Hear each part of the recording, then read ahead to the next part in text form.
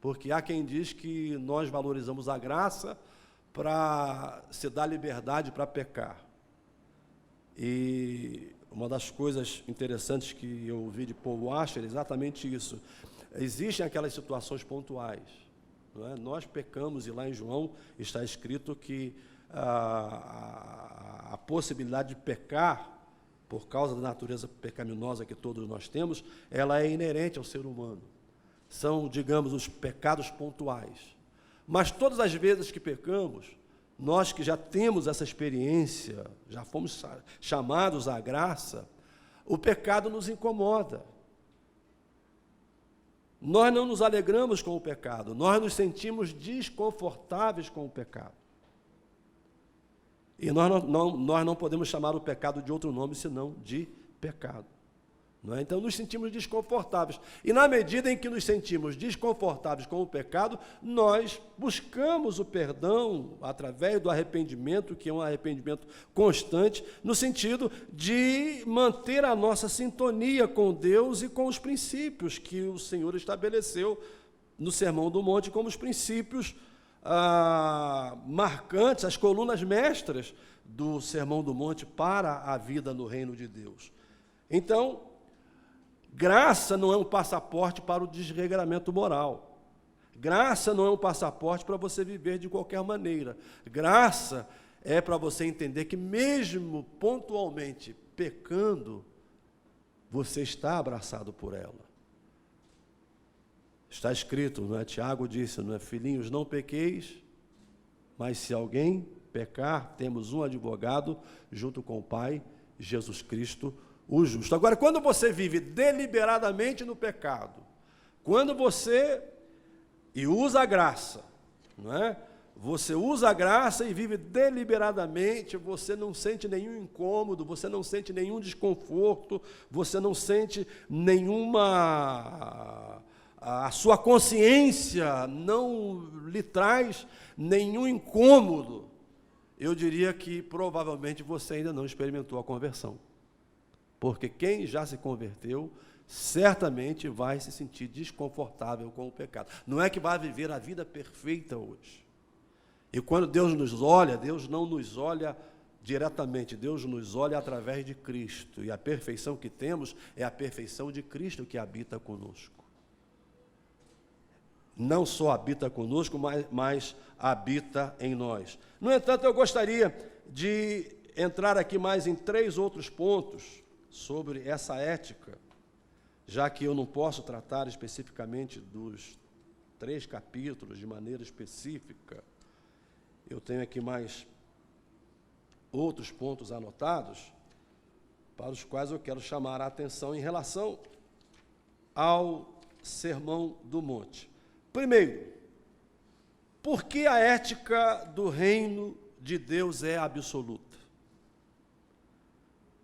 Primeiro, para definir de modo claro o ideal a ser incessantemente buscado por aqueles que professam a Cristo como Senhor. Lá está o ideal. De forma clara, definido. Os parâmetros do reino são esses. Gandhi já dizia que se não houvesse a Bíblia, mas houvesse só o Sermão do Monte, isso seria suficiente. Martin Luther King, lá para a sua luta, a sua batalha em favor dos direitos civis na América, se inspirou no Sermão do Monte, tanto quanto Gandhi para a sua batalha em relação à independência da Índia, sobretudo naquilo que chamamos de desobediência civil, ou seja, a sua capacidade de resistir, mas ao mesmo tempo não reagir. Eu pergunto, qual de nós, se levar um tapa no rosto, é capaz de dizer, bate do outro lado também? Qual de nós? Qual de nós anda a primeira milha e ainda é capaz de andar a segunda milha com o seu inimigo? Existe alguém aqui capaz de fazer isso, humanamente falando? A minha vontade em relação aos inimigos, e certamente eu não os conheço, mas eu sei que eu os tenho, e eles estão por aí espalhados, né? Às vezes eles se identificam, às vezes são ocultos, mas a minha vontade muitas vezes é dizer poucas e boas para eles, e se eu tivesse condições físicas, até dar uns bons supapos nos meus inimigos, não, porque eles existem. Paulo disse, possível tende paz com todos os homens, não é? Então, nem sempre é possível. E a vontade que você tem é de reagir, por exemplo, a uma calúnia, a uma intriga, a uma maldade. Existem pessoas que são intrigueiras. E não quer dizer com isso que o Sermão do Monte está dizendo que você tem que concordar, mas às vezes você tem de sofrer o dano, você tem que caminhar a segunda milha. E eu sei que a verdade às vezes demora para prevalecer, mas escuta-me, por favor. Pode demorar, mas a verdade sempre vai se impor.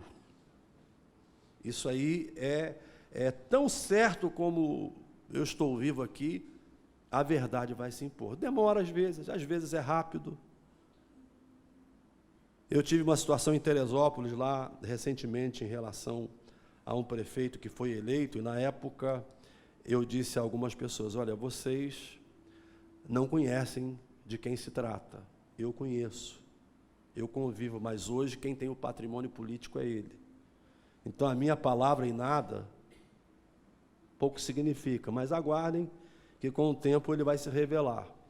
E eu pensei que isso fosse demorar muito. 2 anos depois, ele se expôs naquela tragédia de Teresópolis e acabou sendo cassado pela Câmara, e infelizmente era alguém que carregava o nome de cristão, de evangélico, não é verdade? Então ele se expôs, ele mostrou a sua verdadeira condição, porque nós não somos aquilo que parecemos. Parece paradoxo que eu vou dizer, nós não somos aquilo que parecemos, nós somos aquilo que somos. E o que somos, muitas vezes, não se revela no exterior, ou é um processo lento para você revelar de fato o que você é, porque você tenta aparentar. E uma época boa para você perceber isso é quando vai chegando agora esse período eleitoral. Os candidatos ficam bonzinhos, sorridentes, não é? Eles prometem mundos e fundos, não têm defeitos, não têm falhas, e alguns conseguem até enganar. Não é? É o lobo vestido de ovelha. Mas isso não é só no meio político, não. A gente tem uma mania de estigmatizar o meio político, e eu costumo dizer que isso é um erro, porque a Bíblia diz que é o mundo que jaz no maligno. E aí você encontra esse tipo de gente até no meio cristão. Lobos devoradores, como está escrito lá em Ezequiel, pastores em relação a Israel, que se aplica espiritualmente hoje, que matam a ovelha, destroem a ovelha, não é? E sugam a lã da ovelha. E em outras áreas da vida que a gente não vê, não olha, não chega, a mídia não expõe. Vou dar um exemplo assim muito rápido e, por favor, na hora de puxar o paletó, faz como na Assembleia de Deus, vem aqui e puxa o paletó, viu? Para eu poder parar. O cidadão cristão, ele chega para você e diz, olha, para pintar isso aqui, digamos, eu vou pegar por empreitada, eu vou cobrar R$2.000. Como ele pegou por empreitada, provavelmente ele vai levar aqui, talvez, 1 semana para pintar esse cômodo. Mas ele pegou por empreitada, sabe o que é que ele vai fazer? Ele vai tentar terminar isso em 1 dia. Se puder, terminar em 3 horas. Para ele ganhar em 3 horas os 5.000 que ele se comprometeu com você e você tem de pagar. Mas quando você vem olhar o serviço está mal feito, porque fez correndo, depressa, simplesmente para ganhar o que ele comprometeu com você, o que ele cobrou. Mas aí, diferentemente, ele vem e diz, olha, eu vou fazer o seguinte, é a hora. O trabalho poderia ser feito em 1 semana, ele leva 3 meses, porque é a hora. E aí ele vem, se é para fazer em um dia, eu vou usar 2 hinos da Assembleia de Deus, viu? Se em um dia, ele vem e canta, e também de outros hinários evangélicos. Não é? Ele vem e canta, com o rolo na mão, os guerreiros se preparam para a grande luta. Aí você pensa, que crente espiritual esse? Ele está cantando desse jeito para dar ritmo, e ele meteu o rolo na parede e terminar o mais depressa possível. Mas como é diarista, aí ele vem aqui, vocês, como esse cara é espiritual, ele ama o céu, ele começa a cantar, ó, que saudosa lembrança tenho de ti, ó Sião. Como ele é crente, crente coisa nenhuma. Ele está simplesmente usando aquele hino para dar ritmo e demorar o serviço, terminar o serviço. Então, a gente olha muito para o mundo político, a gente não vê as mazelas que estão em nossa volta. Não é? Mazelas que são fruto do nosso coração, muitas vezes não transformados, ou seja, práticas continuadas. Não é? De não olharmos para esses princípios que definem de modo claro o ideal que nós temos de buscar, o ideal de vida. Uma outra questão, a ética do reino de Deus é absoluta, exatamente para revelar, mais uma vez, essa ênfase, né, para revelar que nenhum esforço humano é capaz em si mesmo de vivê-la. Não adianta a gente tentar criar caminhos humanos, méritos humanos, ou estabelecer adendos à obra de Cristo. Tem aí alguns segmentos que estão estabelecendo adendos à obra de Cristo. Há uma cantora que recentemente lançou aí um hino, e ela já começa desqualificando o sacrifício de Cristo. Quando ela põe lá, embora Cristo tenha pago um alto preço, esse embora já desqualifica. Você está dizendo que esse alto preço não foi assim tão suficiente. É uma forma de você desqualificar. Não, embora tem esse aspecto da construção de uma frase, de um período, tem esse aspecto. Então, ela desqualifica, embora Cristo tenha pago um alto preço. Aí, quando chega lá no estribilho, ela repete, estou pagando um alto preço para poder morar no céu. Isso é adendo, não é? Isso é você fazer como fazem aí essas construtoras, né, que contratam uma obra, demoram para entregá-la, e aí os preços vão sendo superfaturados, e para você pagar esses novos preços, eles vão fazendo chamados aditivos. Né? São aditivos que as pessoas acrescentam quando a obra de Cristo foi completa, perfeita, plena, total. Não é? Ele levou sobre si toda a culpa dos nossos pecados. Então, não há nenhum esforço humano, senão pelos méritos da graça do Senhor Jesus.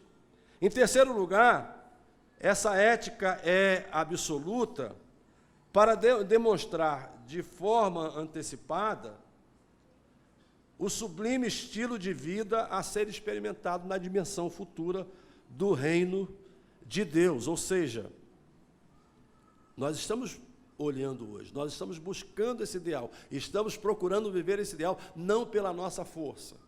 E aí eu quero fazer um parênteses aqui. Vejamos o que diz Paulo. Paulo diz, miserável homem que sou, quem me livrará do corpo desta morte? Eu quero fazer o bem e não consigo, só faço o mal. Não é? Esse conflito que nós temos entre carne e espírito. E aí deixa-me dizer uma coisa. Quando você pega duas coisas da mesma natureza, não tem como você derrotar a outra. Em outras palavras, você não derrota carne com carne, porque a carne é da mesma natureza da carne, e ela vai ter os mesmos desejos da carne. Então, não adianta você tentar vencer a carne com a sua própria carne, porque a natureza é pecaminosa. É preciso que sejam naturezas opostas e uma seja superior à outra. É por isso que Paulo, na Epístola aos Gálatas, quando ele trata do fruto do Espírito, não é, que nós devemos produzir, é importante frisar que esse fruto não é da carne, ele é fruto do Espírito que habita em nós. E ele diz: andai em espírito e não cumprireis as obras da carne. Então não adianta você ficar nessa luta em glória da carne. Eu vou vencer, eu vou, não é? E aí você tenta lutar pelo braço da carne. E eu confesso a vocês que na minha infância eu sofri muito com isso. Na minha adolescência, porque aquele conceito, caiu, está no inferno. Pecou, está no inferno. Não é? E o adolescente, sobretudo, não é, com os seus dramas. Eu fui uma espécie de ovelha negra da família, no bom sentido, é claro, o filho mais rebelde da casa. Não é? Então eu sofria muito com isso, porque eu tinha uma concepção totalmente equivocada e tentava vencer com a minha força. Mas quando eu descobri as doutrinas da graça, eu descobri que através delas eu posso vencer e descansar em Deus, porque a vitória, ela não é proporcionada pela minha força, mas é proporcionada pela graça de Deus em mim, pelo poder do Espírito Santo na minha vida. De tal modo que se eu vier a pecar, essa mesma graça ela vai me levar a ter esse incômodo, não um incômodo opressivo, não é? Não um incômodo daquela ideia de escravidão, mas o incômodo de você entender que o pecado enoja a Deus, mas você tem o remédio para o pecado. Esse remédio foi a obra que Cristo realizou no Calvário. Eu gosto de parar aqui, porque quando você ensina a vida cristã dentro dessa filosofia opressiva, você não tem crentes libertos na igreja, você tem crentes oprimidos. Não é? Crentes que não sabem, e a Bíblia diz, não é? Se o Filho, o próprio Senhor Jesus dizendo, se o Filho do homem vos libertar, verdadeiramente sereis livres. E aí eu me lembro de um amigo lá em Teresópolis, médico, ele é ateu, e muitas vezes nós tivemos alguns debates nas emissoras de rádio em Teresópolis, e na hora dos intervalos e nos cafezinhos ele me dizia: Jeremias,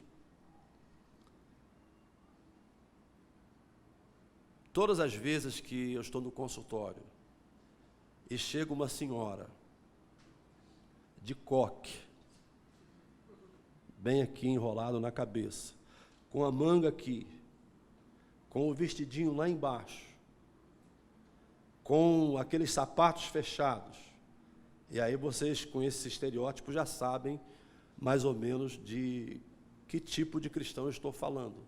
Não é? Que cristão que vive debaixo de um jugo, não é? Pesado.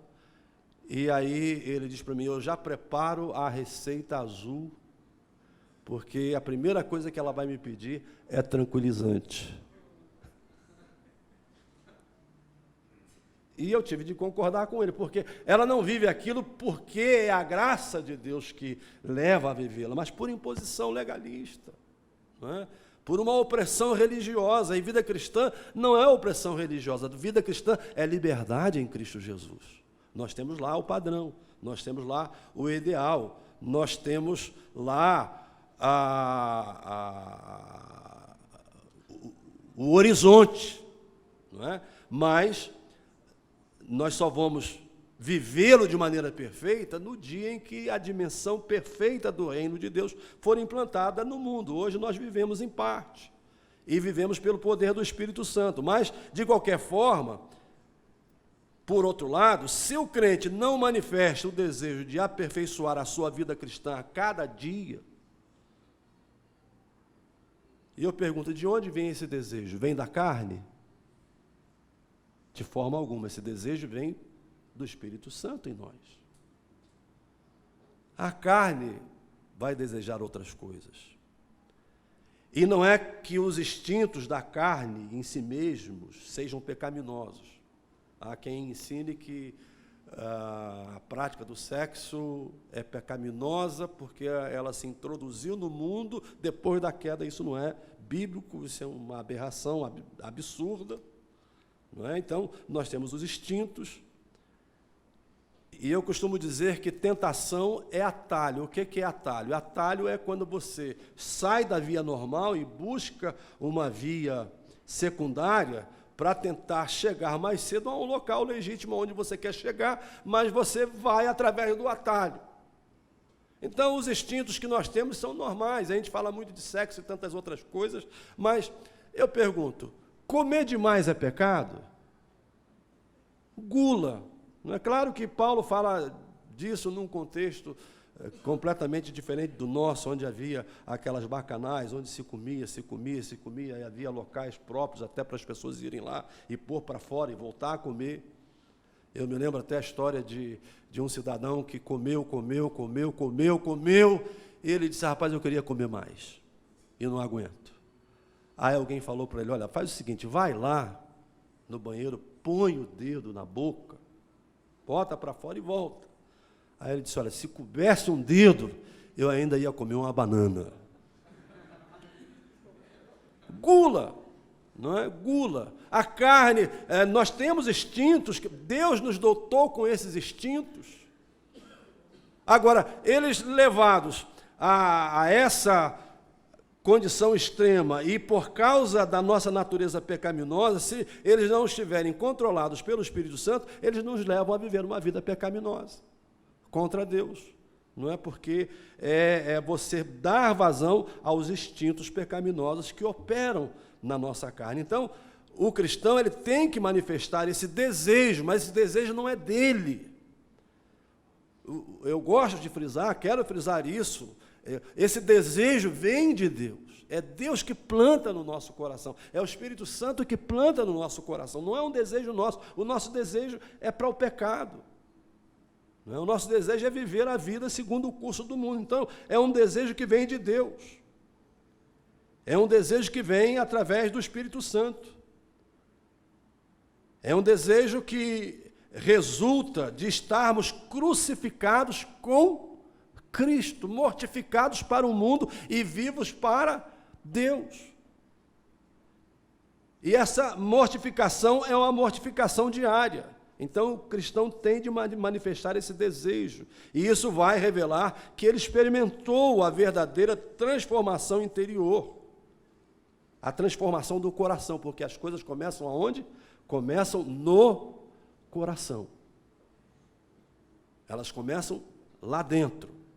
Não é? É lá que nós engendramos, é lá que nós premeditamos, é lá que nós... Por isso a Bíblia diz que um coração alegre aformoseia o rosto. A Bíblia diz que o homem bom tira do seu bom tesouro as coisas boas. Não é? Tira o bom tesouro do seu coração. Então, não adianta. Você tem que trabalhar a partir do coração. Agora, como eu estava dizendo, essa busca ela não se caracteriza como um fardo a ser carregado, uma espécie de escravidão. Você se esforça de maneira sobre-humana. Você se esforça de forma a cumprir com aquela filosofia, faça se não morre, de maneira nenhuma. Essa força ela vem através do poder do Espírito Santo, através de você buscar os princípios expostos, não só no Sermão do Monte, mas nas epístolas, na Palavra de Deus, no Antigo Testamento, até nas leis civis, nas leis cerimoniais, embora elas tenham tido caráter transitório, se você buscar os princípios que estão por trás, no Antigo Testamento, você vai perceber que são princípios absolutos, princípios de pureza, princípios de cuidado. Naquela época em que o Egito era, por exemplo, considerado o império mais avançado da época, com recursos da ciência, e Moisés era uma pessoa conhecedora desses conhecimentos, não é? É interessante que Deus chega para Moisés e dá uma orientação simples e básica, que ainda na Idade Média, A falta dessa orientação foi a causa de muitas epidemias. O que é que Deus diz para ele? Olha, você diz ao povo, quando eles forem fazer as suas necessidades fisiológicas, fora do arraial, leva lá a sua pazinha. Claro que eu estou aqui usando uma linguagem contemporânea. Leva lá a sua pazinha, faz um buraco na terra, não é? Faz lá o seu popozinho, não é? E depois cobre. Ou seja, naquela época isso não existia, e aqui na época da Idade Média, vocês sabem que os esgotos corriam a céu aberto, e se você for em certas cidades aqui do Brasil, os esgotos correm a céu aberto. E isso aí resulta em enfermidades gravíssimas. Então você tem por trás disso princípios. É uma lei transitória, é uma lei circunstancial, como as leis civis, as leis cerimoniais, mas por trás delas, você tem que buscar esses princípios de vida, esses princípios da fé cristã. Então, esse desejo, e eu já vou caminhar para o final, porque já recebi o sinal que eu tenho de terminar, ele é produzido em nós pelo Espírito Santo. Não é? E aí eu me lembro do Salmo 1. Salmo 1, ele começa dizendo assim: bem-aventurado o varão que não anda segundo o conselho dos ímpios, nem se detém no caminho dos pecadores, nem se assenta na roda dos escarnecedores. Antes, tem o seu prazer. Em quê? Na lei do Senhor. A paz que, e aí isso entra na área de educação cristã, que põe o filho de castigo e diz: agora você vai ler o Salmo 119. Ou agora você vai orar de joelhos 30 minutos. Qual é a concepção que essa criança vai ter da Bíblia e da oração? Bíblia é castigo, Bíblia é oração. Mas Bíblia, para quem vive sob o poder do Espírito, Bíblia não é castigo, Bíblia é prazer. Não é? Eu sei que não é fácil, não é? Você levantar de madrugada, o que a carne vai desejar? Dormir. Essa é a luta constante entre carne e espírito.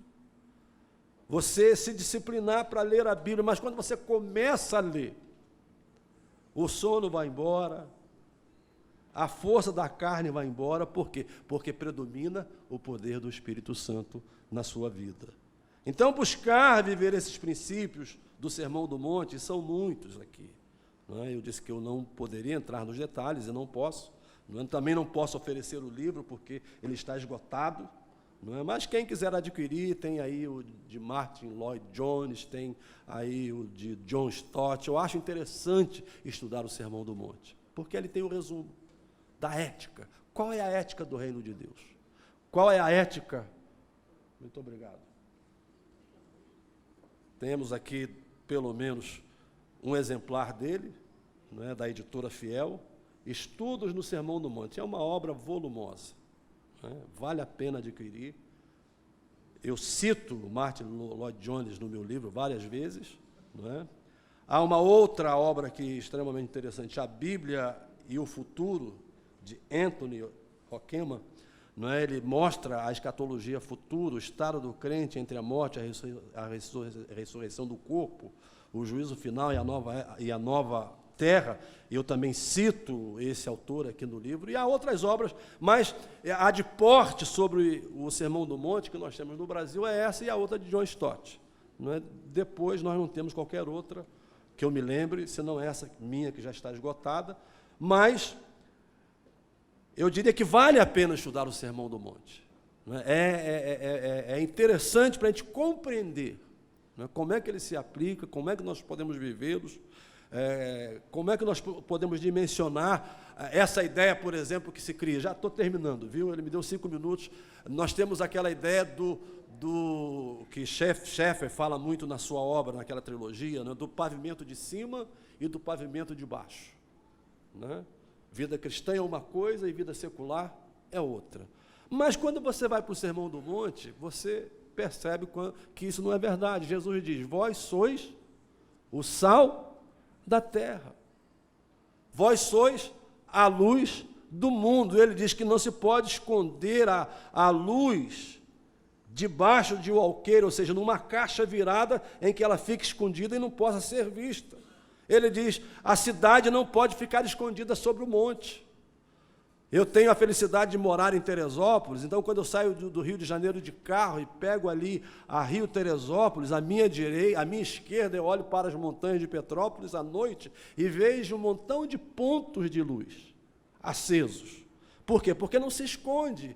E eu creio que Jesus tivesse em mente a cidade de Jerusalém, a 800 metros acima do nível do mar, os forasteiros chegando em Jerusalém, e à distância eles vendo as luzes da cidade acesa.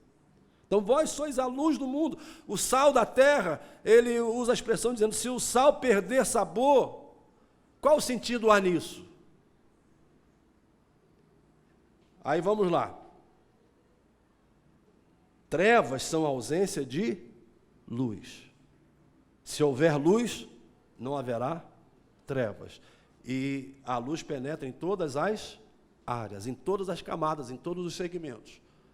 O sal, os cozinheiros e cozinheiras que estão aqui, quando você põe sal dentro da panela, pode pegar aquele último grãozinho que ficou agarrado lá no fundo da panela, leve para o laboratório e você vai descobrir que ali há elementos do sal. Ele penetra em todos os grãos.